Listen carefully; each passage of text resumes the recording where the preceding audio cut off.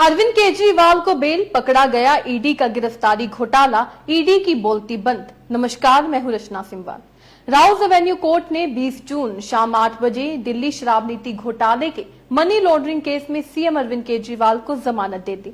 वे आज जेल से बाहर भी आ सकते हैं। कोर्ट ने दिल्ली सीएम को 1 लाख रुपए का बेल बॉन्ड भरने को कहा है। कोर्ट ने कहा है कि पूरा फैसला शुक्रवार यानी आज अपलोड होगा, तब पता चल पाएगा कि दिल्ली सीएम को किस आधार पर बेल दी गई है। कल अरविंद केजरीवाल को जमानत नहीं मिली, बल्कि ईडी का गिरफ्तारी का घोटाला पकड़ा गया। विपक्षी नेताओं को पकड़कर जेल में डालने की भूख कल राउज एवेन्यू कोर्ट के आगे हवा हो गई। राउज एवेन्यू कोर्ट के सवाल और उसके सामने ईडी के अटपटे जवाब, ईडी के मामले में गिरफ्तारी और लंबे समय तक बेल न मिलने के खेल से अदालत ने कल पर्दा हटा दिया। कल पता चल गया कि केवल बेल न देने के दम पर ईडी का भूत खड़ा किया गया है, ताकि आम आदमी से लेकर पत्रकार, नेता सब चुप हो जाए। कल की हुई सुनवाई में केजरीवाल के वकील विक्रम चौधरी ने दलील दी थी कि केजरीवाल के खिलाफ पूरा केस सिर्फ कल्पना पर आधारित है। ईडी के additional solicitor general SV Raju ने कहा, ईडी ने हवा में जांच नहीं की है, केजरीवाल के खिलाफ पुख्ता सबूत है, उन्हें बेल नहीं मिलनी चाहिए। सवाल यही उठता है, जब ईडी कहती है कि पुख्ता सबूत है, तो आखिर वो पुख्ता सबूत दिखाते क्यों नहीं है। हालांकि कोर्ट ने ईडी की दलीलें खारिज करते हुए केजरीवाल को जमानत दे दी। ये कमाल की बात है ना, भारत की सबसे शक्तिशाली जांच एजेंसी ईडी को यह पता ही नहीं चल पाया कि अरविंद केजरीवाल ने मनी ट्रेल किया तो कहां से किया और कैसे किया। हालांकि वेकेशन जज ने उन्हें जमानत दे दी है, जिसके बाद आम आदमी पार्टी जश्न में डूबी हुई है। दिल्ली के मुख्यमंत्री अरविंद केजरीवाल को जमानत मिलते ही आम आदमी पार्टी जश्न मनाने लगी। पार्टी के नेताओं ने सत्यमेव जयते लिखकर खुशी का इजहार किया। पार्टी के वरिष्ठ नेता संजय सिंह ने कहा, एक बेसलेस केस बनाकर अरविंद केजरीवाल को फंसाने की साजिश रची गई, जो नाकाम हो गई है। सुनिए उन्होंने मीडिया से बातचीत करते हुए क्या कुछ कहा था। अरविंद केजरीवाल जी को भाई लाओ तो मत यार। आज जमानत मिली है और ये जमानत इस बात का संदेश है कि देश के अंदर न्याय व्यवस्था कायम है।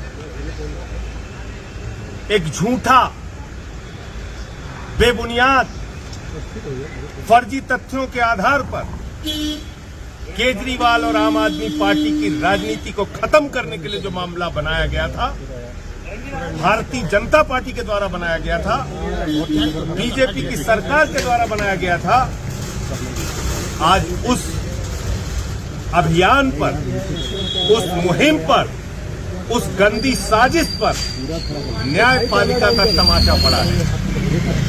ये सत्य की वजह है। हम बार बार कहते हैं कि ये तथाकथित शराब घोटाला, इसका न सिर है न पांव है। ये झूठ की बुनियाद पर तैयार किया गया है। इसमें न कोई तथ्य है न प्रमाण है। ये झूठ की बुनियाद पर तैयार किया गया है। और आज जो फैसला आया है, इससे न्यायपालिका के प्रति लोगों के मन में आस्था और विश्वास और मजबूत होगा। आज जो फैसला आया है, इससे देश के लोगों में खुशी की लहर है, दिल्ली के लोगों में खुशी की लहर है। आम आदमी पार्टी का एक एक कार्यकर्ता इस फैसले से उत्साहित है। अभी मैं केजरीवाल जी के परिवार से मिला, उनका परिवार, उनके बच्चे इस फैसले से बहुत खुश हैं। हम सब लोग आनंदित हैं। ये हम सब के लिए बहुत बड़ी जीत है, बहुत बड़ी विजय है। संजय सिंह के अलावा पंजाब के मुख्यमंत्री भगवंत मान ने कहा, हमें अदालत पर भरोसा है, केजरीवाल को जमानत मिल गई, यह सत्य की जीत है। दिल्ली के मंत्री सौरभ भारद्वाज ने भी एक्स पर लिखा, पीएमएलए के मामलों में किसी भी तरह की राहत के लिए सुप्रीम कोर्ट तक इंतजार करना पूरी न्याय व्यवस्था का दम घोट रहा था। निचली अदालतें भी समय पर न्याय दे, यह बहुत जरूरी था। हर मामला सुप्रीम कोर्ट जाए, ये सुप्रीम कोर्ट का बोझ बेवजह बढ़ा रहा था। वहीं मंत्री आतिशी ने लिखा, सत्यमेव जयते। इसके अलावा खबर आते ही हरियाणा के प्रदेश कोषाध्यक्ष सुनील बिंदल से कल रात को हमारी फोन पर बातचीत हुई।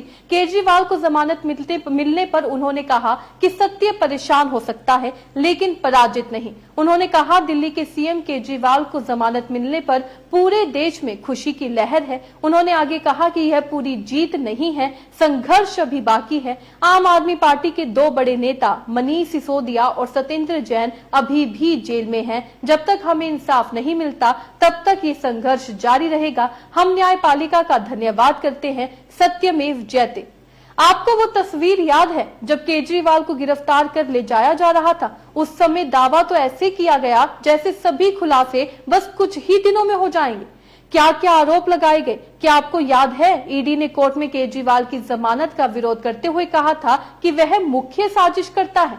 हथियार ईडी को बनाया जा रहा है या कोर्ट को? आप समझिए। कोर्ट ईडी के सामने ईडी की बोलती बंद हो जाती है। ईडी ऐसे काम कर रही है कि महीनों से एक सीएम को जेल में बंद कर दिया जाता है और पता ही नहीं लगा पाती है कि करोड़ों के रुपए की रिश्वत ली भी है तो कहां से ली है, मनी ट्रेल हुआ भी तो है, कैसे हुआ है, कहां से हुआ है, ये ही ईडी अभी तक पता नहीं लगा पाई है।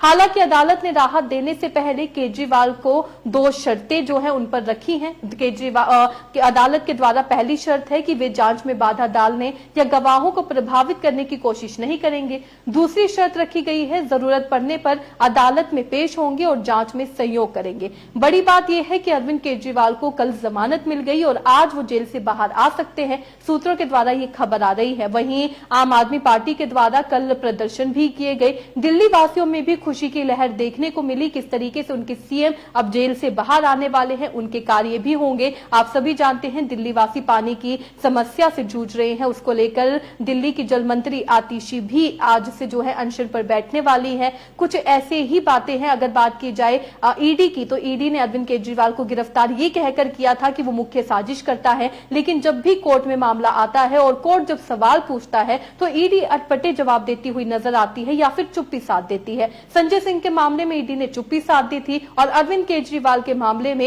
ईडी अटपटे जवाब देती हुई नजर आती है।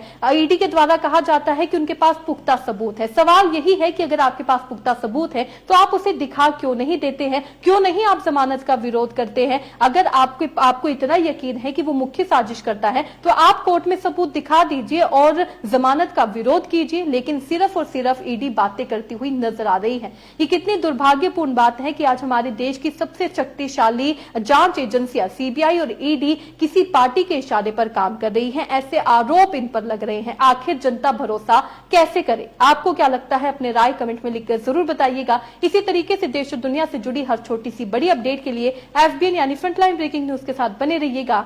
धन्यवाद।